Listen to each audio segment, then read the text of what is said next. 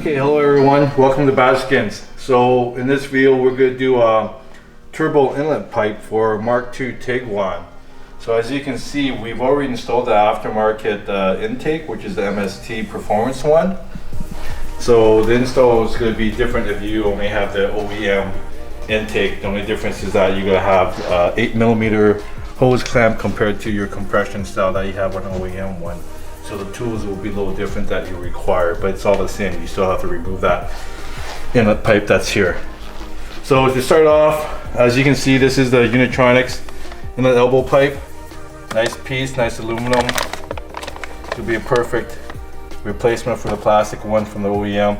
And one thing that I would suggest, I know that a lot of the companies will tell you you can use the existing O-ring, but for a few bucks more you can buy OEM O-ring that's going to go in replacement of the existing one. So everything that you put on is just brand new. So some of the tools you're going to need is that for if you have the OEM tubing here, you're going to need the pipe clamp. But for us, since we have an aftermarket intake, we're using an 8mm socket. Also, you'll need a T30 for this bracket right back there for the OEM pipe, and also for when you install the new one on. Okay, so let's get started with the install. So one of the first things I've already done is I already loosened my hose clamp here. So as you can see, I can just pop this off and it's already disconnected from the turbo inlet pipe. Another thing you're gonna need is your T30. So I already pre-loosened this bolt right here, but I'll remove it all together afterwards. But what I really want to show you guys is how to remove this breather hose clamp that's clamped onto your OEM turbo inlet pipe. I know there's a lot of people that say you can use a pick and stuff like that, and you have to use a lot of force to try to pull it off. I know other people have actually disconnected the hose altogether and removed it with the turbo inlet pipe so that they have better leverage with yanking it apart. But all you really need is leverage. And how I did it here is that I just used a combination wrench and a pry bar. So as you can see, what I did is I just took the combination wrench and I just placed it in here. If you have, let me put this back on. Now, if you have something else, you can put like a little metal plate or whatever. Obviously you can do that, but this was just in my toolbox. So more or less what you could do is you could place the combination wrench so it has a place for the pry bar to have leverage, and you could place the pry bar just underneath where the connector is, and you just gently just adds a bit of force, and you'll hear that pop that just happened. And all you have to do afterwards is just shift the pry bar over towards the front and just give it a little pry and pull up, and this thing will pop off really easily. And there's no excessive force or anything that you need to do, because I know a lot of people, including myself, when you work on our cars, is when you get something that feels like it's stuck, you're always afraid to add a lot of force to it because of breaking something. And on top of that, this is already plastic. So now that's done. All right, now that we have this breather hose connector off and we popped off the inlet pipe hose, I'm going to remove this locking bolt T30. That's part of securing and locking in the turbo inlet pipe. So obviously you always want to be careful because you don't want to drop that bolt once it fully comes out.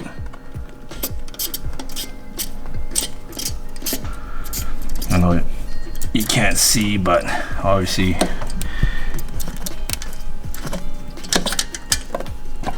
so it's fully loose now.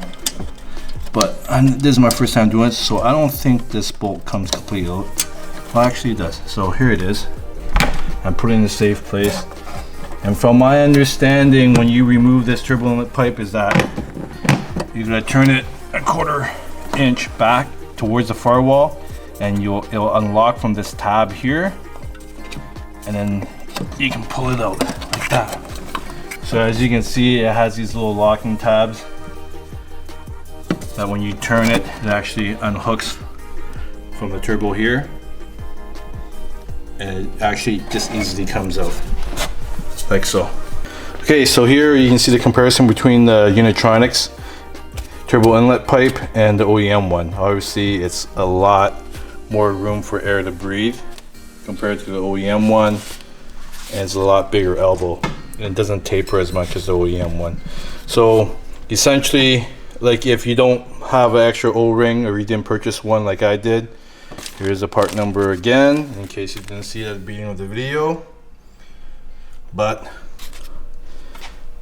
you can reuse the OEM one, but I just decided to keep it as is and just install a brand new one. So essentially it's pretty basic to install O-ring. I don't really need to show you, but pretty well you just slap it on. One thing I am going to do though is I got some fresh oil here, and I'm just going to put a bit of lubrication on the outside of the O-ring for a reinstall.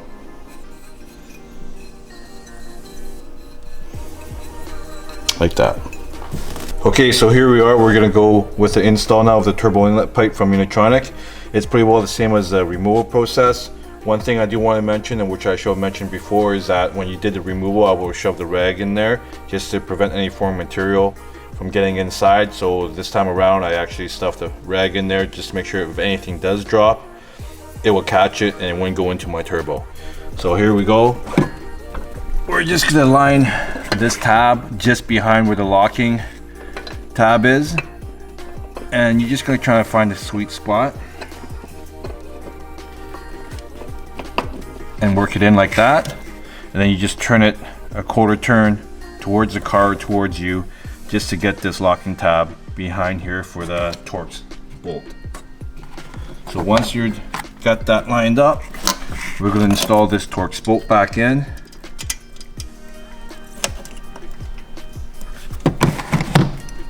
Like so.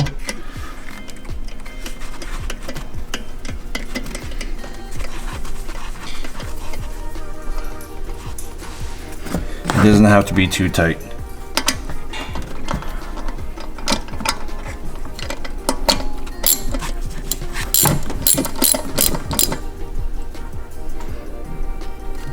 Once you're comfortable there, what I do is put in the breather hose back in just by giving it a little push.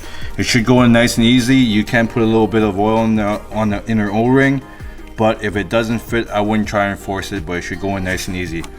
At this point, I'm going to take out my rag, and I'm going to fit my intake silicone hose back over it. And what I'll do is I tighten this up, and it will be complete.